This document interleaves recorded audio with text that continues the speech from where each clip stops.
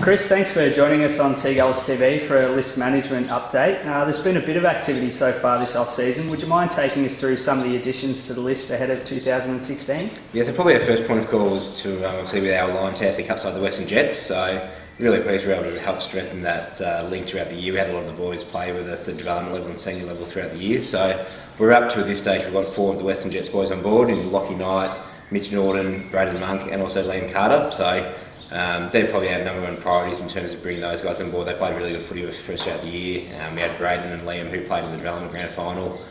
Mitch played a bit of senior footy for us as well, and Lockie Knight obviously one of the Jets best and fairest. So we're up to get those guys on board. From there we sort of brought on some other talented youngsters. Nick Ebinger from the Williamstown CYMS, so he had a really good year, kicking I think over 60 goals as an 18-year-old in C-grade amateurs in the BAFTA, so he's a really promising type that we're looking forward to seeing him in action. Liam Griffiths from Ainsley.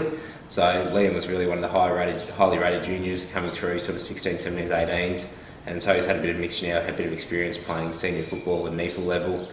Really looking forward to him making the transition down and him continuing that development throughout the year. And another key forward prospect in Josh Minogue up from the Murray Bushrangers as well, so he's going to be a really strong addition, and once again always keen to bring in good quality TC Cup kids. Now, I'm sure there'll be more changes as the off-season goes on, but does this month sort of slow down a bit, I guess, in terms of signings due to the upcoming AFL drafts? Yeah, we've pretty much sorted everything with our own list, so only got a few more conversations to go. A couple of guys coming back from holidays, but really pleased to sort of retain over sort of 40 players from our own list, which is a huge number, probably the biggest retention rate we've had in a while. So we're in a bit of a holding pattern, I guess, until the rookie draft. So just sort of waiting to see what happens with some players there who we're speaking to, also a few kids who are sort of in the mix to be taken in the national or the rookie draft. And I guess also we might have a couple of our boys who could be a chance to get picked up as well. So yeah, probably settles out a little bit between now and then yeah, I guess the rookie draft's always the sort of point where everyone sort of takes stock and making your sort of bigger top end decisions from there.